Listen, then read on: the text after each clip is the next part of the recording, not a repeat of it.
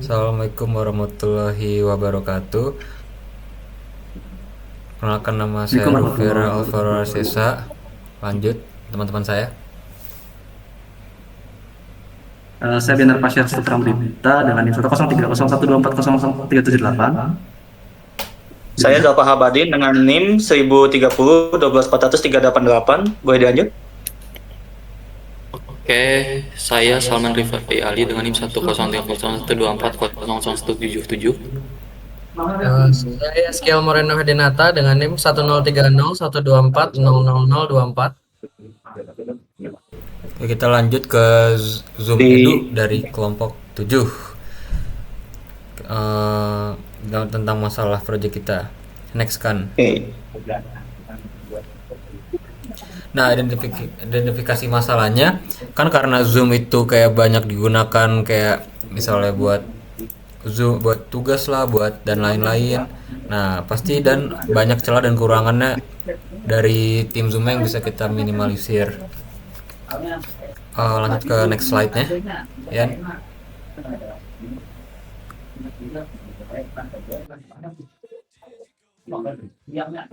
Oh ya, ini saya ya. Oke, Ya. untuk analisis kelemahan, sebenarnya Zoom ini ada dua faktor kelemahan ya.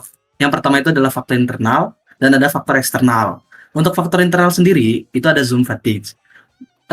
Di mana kelelahan menggunakan penggunaan aplikasi Zoom itu akibat terlalu lama menatap layar. Jadi pengguna itu dipaksa untuk selalu dalam mode dia standby untuk melihat Zoom-nya.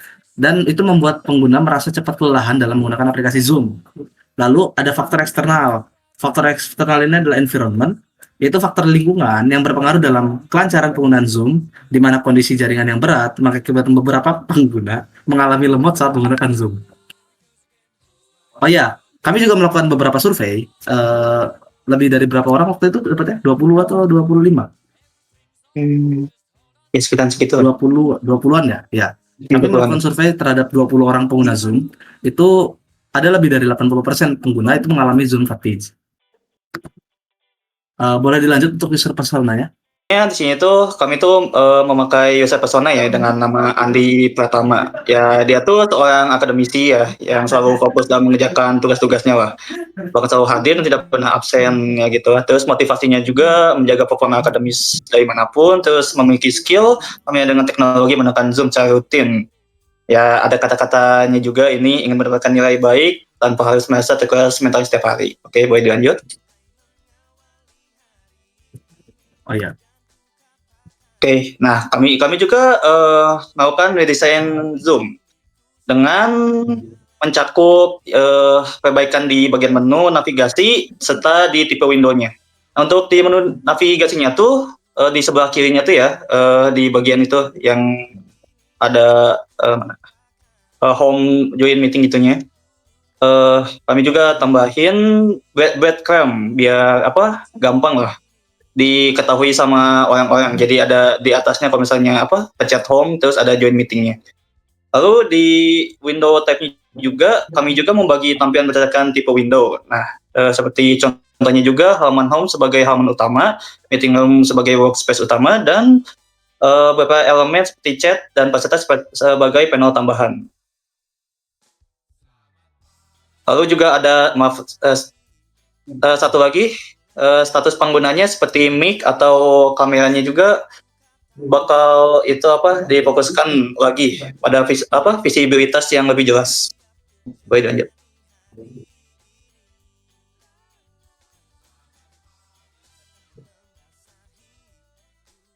Untuk Reno boleh dilanjut. Oke. Untuk slide-nya.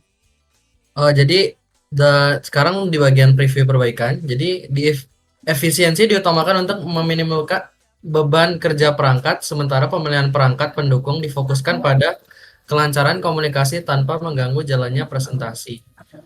Jadi di sini maksudnya itu untuk sebagai device yang digunakan itu lebih layar ya yang utama, karena kita untuk meeting. Jadi di sini informasi krusialnya itu fokus di layar, dan untuk inputnya itu rata-rata menggunakan keyboard atau mouse kalau misalnya di device yang laptop. Sedangkan untuk kalau misalnya di HP itu dia ke touchscreen.